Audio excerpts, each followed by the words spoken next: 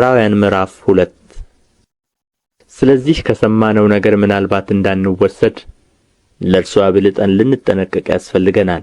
በመላእክት የተነገረው ቃል ጽኑ ከሆነ መተላለፍና ለመታዘዝም ሁሉ የጽድቅን ብድራት ከተቀበለ እኛስ እንዲህ ያለውን ታላቅ መዳን ቸል ብንለው እንዴት እናመልጣለን?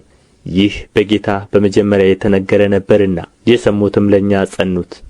እግዚአብሔርም እርሱ ራሱ እንደ ፈቀደ በምልክትና በድንቅ ነገር በልዩ ልዩ ተአምራትም መንፈስ ቅዱስንም በማደል አብሮ መሰከረለት። ስለ እርሱ የምንናገርበት የሚመጣውን ዓለም ለመላእክት ያስገዛው አይደለምና፣ ነገር ግን አንዱ በአንድ ስፍራ ታስበው ዘንድ ሰው ምንድን ነው? ወይስ ትጎበኘው ዘንድ የሰው ልጅ ምንድን ነው?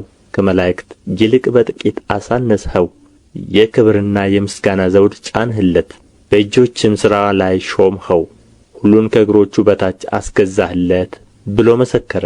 ሁሉን ከእርሱ በታች ባስገዛ ጊዜ ያልተገዛለት ምንም አልተወምና፣ አሁን ግን ሁሉ እንደ ተገዛለት ገና አናይም። ነገር ግን በእግዚአብሔር ጸጋ ስለ ሰው ሁሉ ሞትን ይቀምስ ዘንድ ከመላእክት ይልቅ በጥቂት አንሶ የነበረውን ኢየሱስን ከሞት መከራ የተነሣ የክብርና የምስጋና ዘውድ ተጭኖ እናየዋለን። ብዙ ልጆችን ወደ ክብር ሲያመጣ የመዳናቸውን ራስ በመከራ ይፈጽም ዘንድ ከእርሱ የተነሣ ሁሉ በእርሱም ሁሉ ለሆነ ለእርሱ ተገብቶታልና። የሚቀድሰውና የሚቀደሱት ሁሉ ከአንድ ናቸውና፣ ስለዚህም ምክንያት ስምህን ለወንድሞቼ እነግራቸዋለሁ። በማኅበርም መካከል በዜማ አመሰግንሃለሁ። ደግሞም እኔ በእርሱ እታመናለሁ። ደግሞም እነሆኝ እኔን እግዚአብሔር የሰጠኝንም ልጆች ሲል ወንድሞች ብሎ ሊጠራቸው አያፍርም።